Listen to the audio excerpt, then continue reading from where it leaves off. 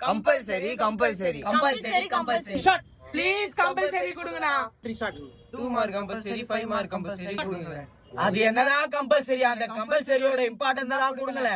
மேக்ஸ்ல சென்டம் எடுக்கணும்ன்றது எல்லாருடைய கனவா இருக்கும். இந்த 10th மேக்ஸ்ல சென்டம் எடுக்கிறதுக்கு 2 இடம் ரொம்ப கஷ்டமா இருக்கும். என்ன தெரியுமா?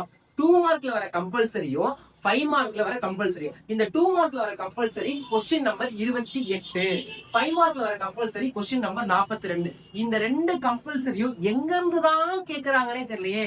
எப்பயுமே நம்மள அட்டன் பண்ணவே முடியலையே, மார்க்கும் வர மாட்டேது, ரொம்ப கஷ்டப்படுறோமே அப்படின்னு ஃபீல் பண்ணிட்டு இருக்க ஸ்டூடெண்டா நீங்க, உங்களுக்கான இந்த வீடியோ பாருங்க.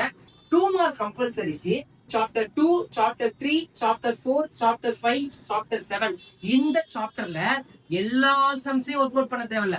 நாங்க சொல்ற இம்பார்ட்டன்ட் சம்ஸ் மட்டும் ஒர்க் அவுட் பண்ணா நீங்க இந்த 2 மார்க் கம்பல்சரி கிளியரா உங்களால அட்டன். அதுக்கு அடுத்து 5 மார்க் கம்பல்சரிக்கு அதேதான். Chapter 2, chapter 3, chapter 4, chapter 5, chapter 6, chapter 7 இந்த சாப்டர்ல நாங்க சொல்ற சம்ஸ் எல்லாத்தையும் மட்டுமே நீங்க ஒர்க் அவுட் பண்ணி பாத்தீங்கன்னா உங்களால 5 மார்க் கம்பல்சரி அட்டன் பண்ண முடியும்.